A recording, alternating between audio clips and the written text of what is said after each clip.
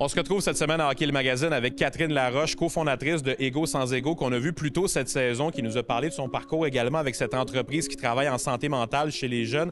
Catherine, on en avait parlé lors de notre première intervention lorsque tu arrives avec des équipes de hockey. Je pense que tu as été à même de voir dans les derniers mois, dernières années, la réalité des vestiaires de hockey. Tu y es de manière prépondérante avec les jeunes. Comment tu définirais ce qui se passe présentement dans les vestiaires? Comment tu trouves l'ambiance en général? Est-ce que tu penses qu'on est vers une bonne impulsion au cours des derniers mois, malgré tout le négatif qu'on a pu ressortir de ce qui s'est passé dans les dernières années? Comment tu vois ça, toi, personnellement?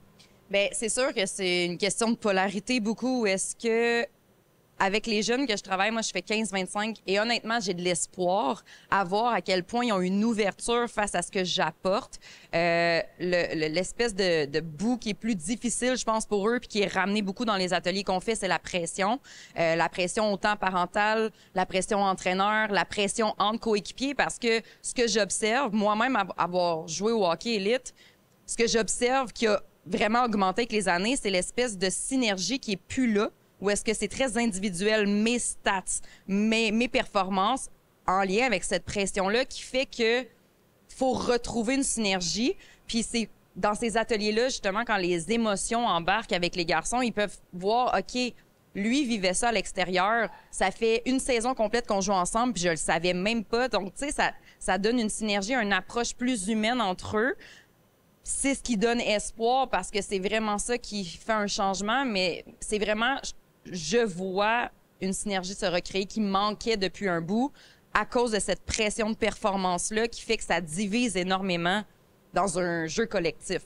Catherine, on entend souvent une phrase qui dit « Oui, mais on a toujours fait ça comme ça ». Et c'est évidemment des choses qu'on tente de changer puis de dire « Oui, mais on va le faire différemment maintenant ». Quand tu parles avec des entraîneurs, avec parfois des dirigeants d'organisations sportives, peu importe, est-ce que tu sens leur ouverture à apporter du changement, à te laisser peut-être une place à toi et à d'autres genres de personnes qui font un peu ce que tu fais aussi, à les laisser entrer dans l'univers de l'équipe puis à accompagner les jeunes d'une manière qu'on ne le faisait pas nécessairement? Peut-être qu'il y a, je dis même pas il y a 25-30 ans, juste peut-être qu'il y a 10 ans, on faisait même pas les choses nécessairement comme ça? Présentement, c'est comme un ou l'autre. Donc, on a soit très fermé, qu'on veut garder cette mentalité-là, ou on a vraiment l'ouverture. Puis, je le remarque aussi, il y a des entraîneurs qui ont une grande volonté de changement, mais comme tu disais, avec la vieille mentalité, pour eux, c'est comme la capacité qui manque, mais ils ont l'ouverture dès que j'arrive, puis que je leur montre, comme on parlait plutôt que...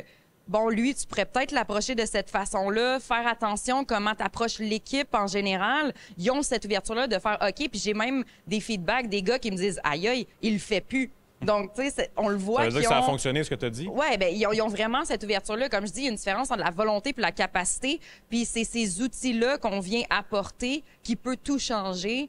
Pour autant, le lien entre l'entraîneur puis le jeune, que les jeunes ensemble aussi.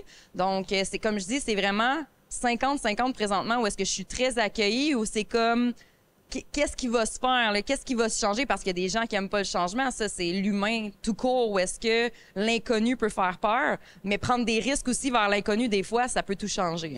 Catherine, tu le disais, tu as joué dans du sport d'élite. J'y ai joué aussi, pas dans du sport d'élite, mais j'ai joué quand même au hockey. Puis je me rappelle un peu de la mentalité dans un vestiaire. Est-ce que tu sens que les jeunes d'aujourd'hui ont peut-être plus d'ouverture à justement parler en groupe aussi? Je pense que les jeunes peuvent avoir l'ouverture de parler one-on-one, entre guillemets. Mais est-ce que tu sens qu'il y a une ouverture de faire ces rétroactions-là ensemble puis de faire évoluer une discussion, mais en groupe de 12-15? Moi, une ouverture que je ressentais pas nécessairement quand je jouais au hockey quand j'étais plus jeune. Oui, bien, c'est ça que je suis très surprise, tu sais. Puis souvent, on va pointer du doigt les joueurs, mais on oublie qu'il y a des entraîneurs, on oublie qu'il y a des directeurs généraux, on oublie qu'il y a une organisation en haut qui fait que si le noyau est bon, bien, c'est ce qui va faire en sorte qu'on va pouvoir travailler en équipe. Moi, les organisations avec lesquelles je travaille, tout le monde a cette vision-là.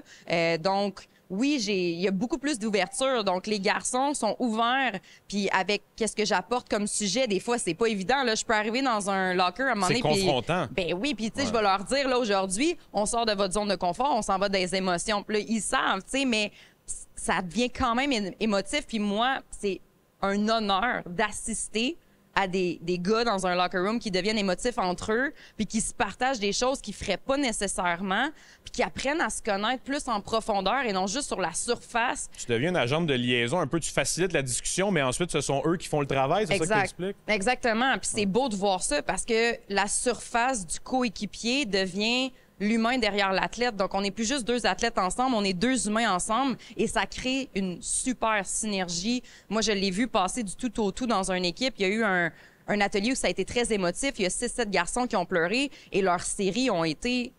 La synergie dans les débuts de play-off était incroyable à voir. C'est vraiment intéressant à entendre. Catherine, merci, je pense, pour le travail que tu fais. Merci aussi d'avoir pris le temps de venir nous en parler aujourd'hui à Hockey le Magazine. Ça a été un plaisir de te recevoir. Mais merci à vous.